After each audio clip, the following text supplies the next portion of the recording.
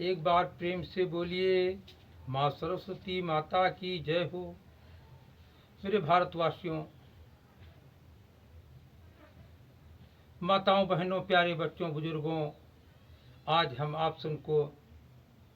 आप सबको माँ जानकी की उत्पत्ति बताने जा रहे हैं। कहा जाता है कि माता सीता जनक की पुत्री हैं, कहीं कहा जाता है रावण की पुत्री। लेकिन आज सुनकर के आप लोग चकित हो जाएंगे, माता सीता न जनक की पुत्री हैं और न रावण की पुत्री हैं। वो पुत्री किसी और की हैं, और रावण की भी पुत्री हैं तो कैसे हैं, आप सब जानिए। और मेरे भगवत प्रेमियों, इस कथा को आप ध्यान से श्रवण करें और कथा का आनंद लें। एक समय की बात है कि एक राजा थे, उनको लक्ष्मी की बड़ी चाहत थी। उन राजा का नाम था पद्याक्ष महाराज। लक्ष्मी जी को पाने के लिए माँ लक्ष्मी का अर्चन पूजन करते हैं, उनकी तपस्या करते हैं। बहुत दिनों के बाद माँ लक्ष्मी प्रकट होती हैं और कहती हैं, बोलो भक्त, मुझे क्यों याद किया, किस लिए मुझे बुलाया। कहा, माँ, मैं आपको अपनी पुत्री के रूप में देखना चाहता हूँ। कहा, ठीक है, आप मुझे अपनी पुत्री के रूप में देखना चाहते हैं, लेकिन ऐसा नहीं हो सकता। आप मैंने नारायण से आज्ञा लीजिए। उनकी आज्ञा देने के बाद मैं पुत्री रूप में आपके घर में आऊंगी। इतना कहते हुए लक्ष्मी जी अंतर ध्यान हो जाती हैं। फिर वो पद्याक्ष महाराज नारायण जी को, विष्णु भगवान को पाने के लिए घोर तपस्या करते हैं। कुछ दिनों के बाद भगवान विष्णु प्रकट होते हैं और कहते हैं, कहो बात, मुझे क्यों याद किया। कहा, मुझे आपकी आज्ञा चाहिए नाथ, मैं आपकी लक्ष्मी को अपनी पुत्री के रूप में देखना चाहता हूँ। कहा, अयो मस्त। कहा, ठीक है। न कह करके महाराज पद्याक्ष एक फल देते हैं और फल देकर के अंतर ध्यान हो जाते हैं। जब उस फल को लेकर के महाराज पद्याक्ष अपने नगर, अपने हवेली में पहुंचते हैं तो महारानी पूछती हैं कि महाराज, क्या सफल तपस्या हो गई, भगवान मिले, कुछ कहा। कहा, हाँ, भगवान प्रकट हुए और एक ये फल दिया, ये बिनौरा का फल, और देकर के अंतर ध्यान हो गया। कुछ दिनों के बाद उस फल से एक बड़ी स्वरूपवान कन्या पैदा हुई। जब कन्या पैदा हुई तो पूरे नगर में शोर हो गया, महाराज के यहाँ कन्या का जन्म हुआ। उत्सव मनाया गया, ढोल नगाड़े बजे, खान पान सभी व्यवस्थाएं हुई। सभी नात रिश्तेदार, देश विदेश से राजा महाराजा सब शुभकामनाएं देने के लिए आने लगे। धीरे धीरे वो बड़ी हो जाती है। उस लड़की का नाम महाराजा पद्याक्ष अपने ही नामकरण से उसका जो है पद्या रखते हैं। पद्या धीरे धीरे सयानी हुई तो उसके शादी के लिए उन्होंने एक आयोजन किया कि मैं अपनी पुत्री की शादी उस नौजवान, उस युवक, उस देवर्षि, उस महर्षि, उस राजा से करेंगे जो नीले आकाश की तरह अपने शरीर को कर लेगा। शादी का आयोजन का दिन पात रख गया। दूर दूर से राजा महाराजा, संत महात्मा, यज्ञ किन्नर आज आने लगे। महाबली रावण भी आया था। सभी लोग ने प्रयत्न किया नीले आकाश की तरह अपने शरीर को बनाने का प्रयत्न किया, लेकिन कोई भी ऋषि मुनि देव आदि नृप कोई ने अपने शरीर को नीले आकाश की तरह नहीं बना पाया।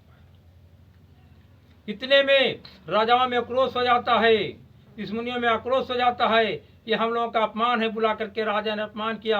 आपस में लड़ने लगते हैं, मारपीट होने लगते हैं, सब राजा के ऊपर चढ़ाई कर देते हैं।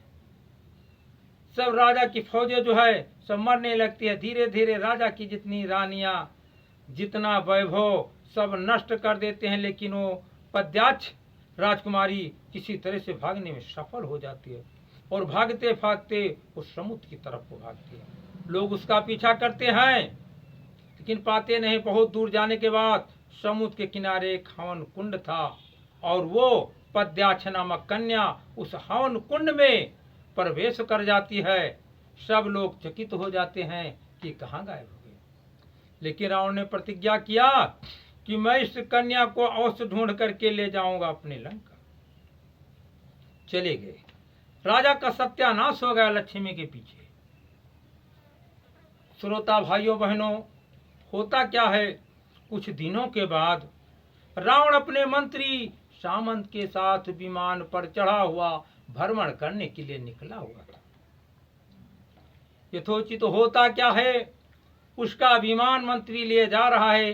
अचानक उस समुद्र के किनारे बने हवन कुंड की तरफ उसकी निगाह जाती है तो रावण क्या देखता है, एक रूपवान कन्या उस हवन कुंज के पास बैठी हुई है।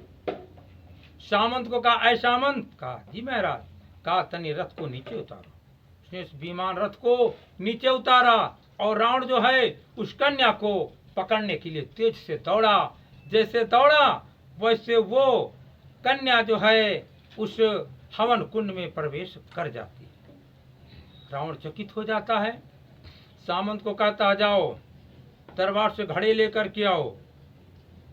घड़ा लेकर के आता है रावण स्वयं। उस समुद्र से उस हवन कुंड में जल को डालना शुरू करता है। धीरे धीरे हवन कुंड की अग्नि जब बुझ जाती है तो रावण उसमें तलाशता क्या देखता है, 5 प्रकार के रत्न निकलते हैं। 5 प्रकार के रत्न निकलते हैं। उन रत्नों को देख करके बहुत प्रसन्न होता है कि आज तक सभी चीज हमारे वश में है, देवी देवता, पवन, अग्नि आदि, लेकिन ऐसे रत्नों को मैंने आज तक नहीं देखा। सामंत से कहा, जाओ विश्वकर्मा के द्वारा एक पेटका बनवा करके लाओ। जाते हैं, तुरंत सामंत जाता है, विश्वकर्मा से आदेश बताता है। विश्वकर्मा स्वयं एक स्वर्ण पेटका बना करके और देते हैं। रावण जो है उन 5 रत्नों को उस पेटका में भर करके सीधे रथ पर बिठा करके अपने लंका में जाता है। लंका में जाने के बाद भक्तों होता क्या है कि उस पेटिका को वो रावण देवगिरी में रख देता है, जिसे देहात में देवता का घर कहा जाता है। रखवा दिया। तो मेरे भक्तों, जब रात हुई, खान पान हो गया अपने शयन कक्ष में, जिसमें और मंदोदरी शयन करते थे, अपने अपने चारपाई पर लेटे, अपने अपने आसन पर लेटे। कुछ रात बीती तो रावण ने मंदोदरी से कहा, ऐ मेरी मंदोदरी, ऐ मेरी महामलका, ऐ मेरी महारानी, ऐ लंकेश्वरी, सुन, मैंने आपके लिए बहुत अच्छी चीज लाया है, बहुत कीमती चीज लाया है, जो सभी देवियों के पास, देवताओं के पास, लक्ष्मी, सरस्वती, ब्रह्मणी या आदि इंद्राणी किसी के पास वो नहीं होगा। कहा, क्या चीज है बताओ। अरे कहते हैं बताएंगे, इतनी उतावली क्यों हो रहे हो, कहा नहीं बताओ। कहा देखो। उसने सारी घटना को बताया। कहा उस देवगिरी में एक पेटका रखी है और जाओ उसमें जो है खोल करके देख लो मैंने आपके लिए क्या लाया। उसमें 5 रत्न हैं। उस रत्नों से ऐसे ऐसे आपके लिए जोर बनवाएंगे जो दुनिया के सभी देविया देवता देख करके चकित हो जाएंगे कि लंकेश्वरी के पास ऐसे ऐसे जोर, ऐसे कीमती आई कहां से। मंदोदरी उतावली होकर के जाती है, उस पेटका को खोलने की कोशिश करती है, मगर खोलने को कौन कहे, खोल नहीं पाती है। हताश होकर के दशानन के पास आती है, कहती है नाथ वो पेटका खुली नहीं। कहा क्यों। दौड़ करके जाता है, पेटी को खोलना चाहता है, देवगति वो पेटी खुलती नहीं है। उसे हुमासने की कोशिश किया, देवगिरी से बाहर ले चले, लेकिन वो टस से मस नहीं गई। तुरंत हथौड़ा मंगवा करके उस पेटका को तोड़ा तो उसमें क्या देखा, एक नवयुवती 12 साल की एक कन्या खूबसूरती निकली। उसे देख करके रावण और मंदोदरी बहुत खुश हो गए।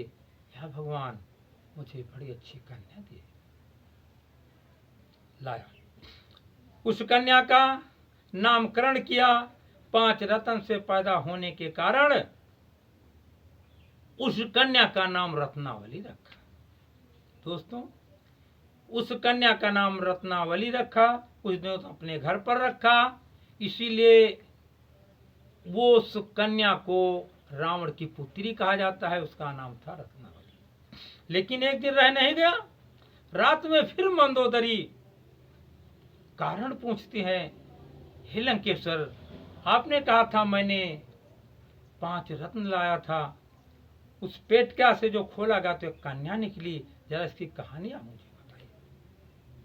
जैसे जैसे हुआ, रावण ने सभी हकीकत दशानन लंकेश्वर ने अपने लंकेश्वरी से सब कुछ बता दिया। इतना सुनकर के मंदोदरी कांपने लगी, नाथ, ये अनहोनी अनहोनी, ये तो मेरे कुल का नाश करने वाली है। इसी के कारण महाराज का राट पात गया, कितने राजा मारे गए। फिर ये बताइए, आप उस कन्या से 5 रत्न पैदा हुए, फिर वो कन्या बनी, तो इससे बेहतर है नाथ, ये मेरे कुल का नाश कर देगी। इससे बेहतर है इसे आज ही रात में ले जा करके और कहीं अपने राज से दूर रखो। रावण रात ही रात विश्वकर्मा को आदेश देता है, नई पेटका बन के आ जाती है और उसमें भर करके अपने विमान पे रख करके सीधे अपनी लंका से पूरब की तरफ होते हुए समुद्र लांग करके जनकपुर मिथिला में पहुंचता है। और उसे जो है स्वयं गड्ढा खंद करके और उस रत्नावली कन्या को यानी अपनी पुत्री को उस जमीन के अंदर गाड़ देता है और घर पर चला आता है। मंदोदरी से सारी हकीकत बताता है, तब मंदोदरी को शांति मिलती है। देवगति धीरे धीरे जेठ का महीना हुआ, जटारी का जो है पानी बरसा, तो जेठ में कहा जाता है जटारी में लोग किसान अपने खेतों की जुताई करते हैं।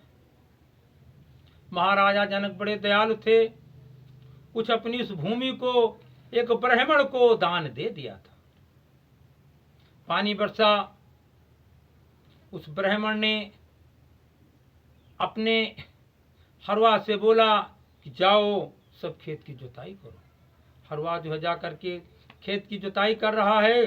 जुताई करते करते जहां पर वो रत्नावली कन्या गाड़ी हुई थी, अचानक जा करके उस जो है कि हर का फाल जो है फंस जाता है, आगे नहीं बढ़ता है। बड़ा चकित हो जाता है किसान, पीछे बैलों को खोल करके और हल को जब निकालता है, खुदाई करता है कुदाल के द्वारा, तो एक पेटका निकलती है।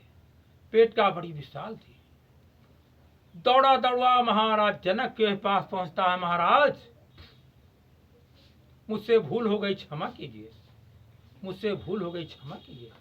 अरे कहा विप्रदेव, आपसे कैसे भूल हो सकती है, आपने क्या भूल किया? कहा महाराज, जो आपने जो संपदा अपने खेत में छुपा करके रखा था या गाड़ करके रखा था या कैसे भी रखा था, वो आज खोदने पर प्राप्त हुई। कहा कैसे? कहा महाराज, मैं हल चला रहा था, हल चलते चलते एक जगह पर अटक गया, फंस गया। जब मैंने हल को निकाला, वहां खोदना तो एक पेटका निकली महाराज, तो आप अपने पेटी को ले आइए। अरे कहा ब्राह्मण, कुछ भी हो, पेटी हो, सोना चांदी हो, हीरा मोती हो, कंकड़ पाथर हो, इससे कोई मतलब नहीं है। मैंने आपको वो जमीन दान दे दिया है। जब दान दे दिया तो जमीन जब आपकी है तो जमीन में निकला हुआ धन भी आपका है। पंडित जी वे क्षमा कीजिए, कहा नहीं मारा। बहुत जिद किया, बहुत जिद किया। जब ब्राह्मण ने तो महाराज जनक खेत पर पहुंचते हैं, कहा ठीक है, जब पंडित जी आप जिद कर रहे हो, इसमें जो कुछ भी होगा आपको भी लेना पड़ेगा, आधा हम ले लेंगे, आधा आप लोगे। इस बात पर पंडित जी राजी हो गए। पेटी को तोड़ा गया तो उसमें 12 वर्ष एक नौ युवती निकलती। युवती निकल करके जब निकलती है तो खुशियों की लहर दौड़ जाती है। कहा महाराज अब इसे कैसे आधा आधा बांटा जा सकता है? महाराज मैं बहुत गरीब हूँ, मैं शादी विवाह नहीं कर पाऊंगा, आपके पास कोई कन्या भी है महाराज, इसे आप ले जाइए और अपनी पुत्री समझ करके इसे पालिए। सबकी सहमत से महाराजा जनक जी उस रत्नावली पुत्री को अपने घर पर लाते हैं। आप तो सबसे बड़े विद्वान थे, लेकिन अपने गुरुओं आदि के द्वारा बुला करके नामकरण करते हैं। तो फाल शब्द जो होता है संस्कृत में उसे सीता कहते हैं। उसी फाल शब्द में फंसने के कारण उस रत्नावली कन्या का नाम सीता रखा गया और महाराजा जनक के यहाँ पालन पोषण हुआ।